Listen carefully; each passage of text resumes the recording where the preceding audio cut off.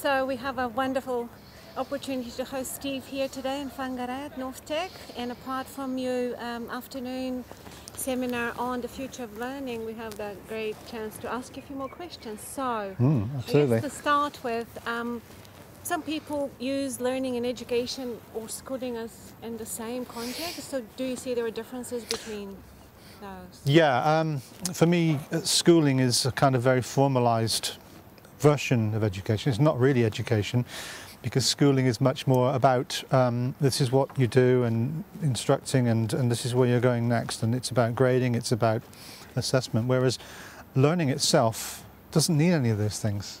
If you think about it, informal learning, we're doing it all the time. I think people like Jay Cross and people like Kofa and various other theorists actually talk about up to 70 or 80% of what we learn is informal outside any institution. So I think institutions and schools need to take kind of notice of that.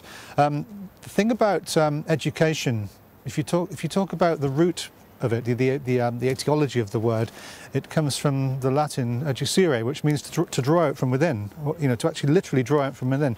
And really that's what the best teachers do, is they draw out from within the potential and the best of each student. And that's going to be different with each student. And the problem with schools and with colleges and universities is they homogenize what we would call education, and one size does patently not fit all. So therefore learning is very individualized, very unique, very different, whereas schooling is all about making things similar and making things measurable and making things observable, and that's the big difference for me. So more or less you're saying learning is individual, and the individual follows their own learning path and journey, when schooling is we're all on the bus and we get on an A and we get off on B. Yeah, I think that's right. Personal learning environments, and personal learning is all about, it's a bit like getting on a bicycle, and you can go anywhere you want then. You can take yourself, you're powering it yourself. I don't know if you've heard this, I'll tell you this story. Can you imagine an architect who designs a university and he builds it, but he doesn't put any pathways or roads in. And everyone says to him, hang on a sec, where are the pathways? And he says, wait. And then over a period of time, people make their own pathways. They choose their own desire paths, if you wish, and then when he comes in then and paves over it. And that to me is how we should be designing learning spaces today. We have to, I think, have a period of time where students find their own level and where students find their desire paths, and then you help to scaffold and facilitate that. And I think that is the secret of good pedagogy today in the digital age. Since you mentioned the word pedagogy, and some will see that, again, that controversial argument, is that pedagogy first, or is it the technology, what drives what? So I'm sure you have an opinion on that one. Well, I wrote a blog about it yesterday, actually, which I think is being heavily read at the moment and heavily debated. And the title of it was Learning First, Technology Second. And if you think about what pedagogy is, again, I'll go back to the root word of pedagogy. Pedagogy comes from the Greek word pedagogue, who was a servant or a household member who would lead the children to education. They would make sure they got to the place where they were educated. And pedagogy still means that. It still means leading people to a point where they can find their learning.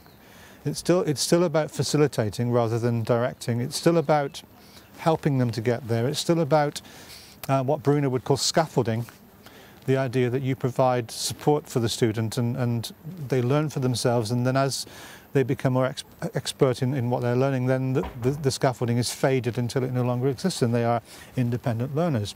And really that's what I think digital learning environments, that's what I think classrooms, that's what I think any formalized learning space should consist of now. The scaffolding process, the expert who's there ready to intervene if necessary, but who can stand back and let the student learn for themselves and occasionally provide them with inspiration, impetus, resources, whatever it is they need to actually make that sense of that world. So more or less I hear you say pedagogy is still critical and very important, but is there any different way that we need to think about pedagogy in a digital way, in the digital age? I think there is, because what we're seeing now, and I was discussing with you earlier on about this, the idea that there's a paradigm shift now where no longer are we now just consumers of content and knowledge, we're now producers of content and ultimately knowledge as well. I think we have to recognise that in the age of social media, where every student has a digital device in their hands which they bring with them everywhere and they know intimately how to use it, what we are now seeing is students creating content all the time. It might just be a status update on Facebook, it might be just a tweet, but it might be a video or a blog or a new entry on a wiki, or it might be a podcast. There's loads of things now that students can create and are indeed creating, which add towards their learning process and add towards their accrual of knowledge, if you like. So I think digital pedagogy is different to ordinary pedagogy in as much that we now have to allow students to create more content and share it and repurpose it and organise it and learn from it. So could we say then that learners are co-producing or co-creating the learning experience with their facilitators? I think so. I always, when I meet new groups of students, I shock them because I say, I know you want to learn from me, but I also want to learn from you. And they go, what? And I say, no, seriously, everyone in this room has something to offer. All of us know something. Nobody knows everything. And I don't know everything, but what I want to do is learn from you just like you want to learn from me. So let's co-produce knowledge, let's co-learn together. Let's have a collaborative environment where everybody is a learner as well as a teacher. Because students can teach as well, and when you teach, you learn by that teaching, don't you? So the best way you learn is by teaching. Exactly, and this is why a lot of my students have to get up and teach me, and I become their awkward student. In a way, it's like flipping the roles. It's not just flipping a classroom that's important, it's flipping the whole role. So I do become their student, and then they have to go away and learn more deeply, they have to go away and learn critically, they have to learn more widely, and they have to kind of reflect on what they're learning and try and make sure that it's guided by that criticality. Otherwise, they're not going to stand up to my scrutiny, are they?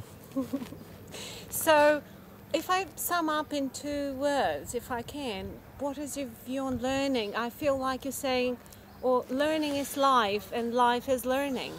It's all about... Lifelong learning. Yes, lifelong learning. We never stop learning.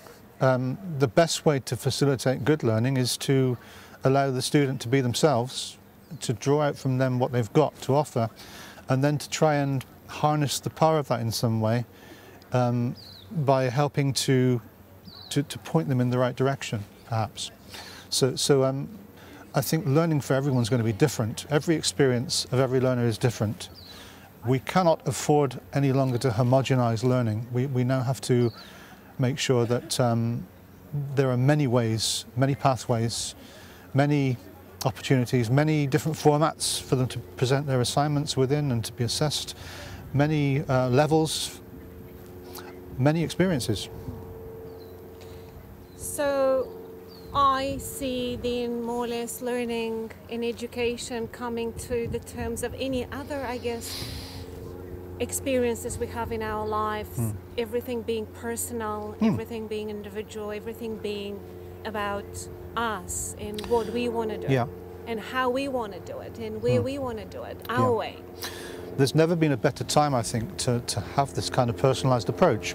The idea that we've got these devices now, we've all got different ways that we can go to learn things. Dave Cormier sums it up quite nicely. He borrows from the work of Deleuze and Guattari, the postmodernist theorist, when he talks about rhizomatic learning. Now, rhizomes are, for those of the uninitiated, rhizomes are basically very complex root structures that exist under the ground.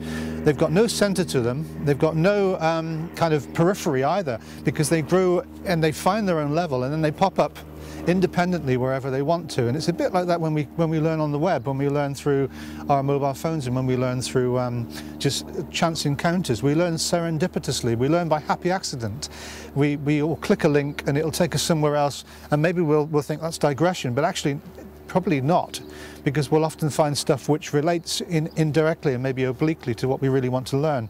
And it'll take us full circle around and we'll get a much more rounded picture of what we've learned. That is the power of the modern rhizomatic kind of approach to learning that we're seeing very much now coming to the fore in lots of the liberal arts, at least. Oh, thank you so much for that time Well, thank and you. answering those extra questions. I think everybody's looking forward to your seminar this afternoon, which we will also record and post on the web for people to have an opportunity to see. Thank you. Thank you, Leslie.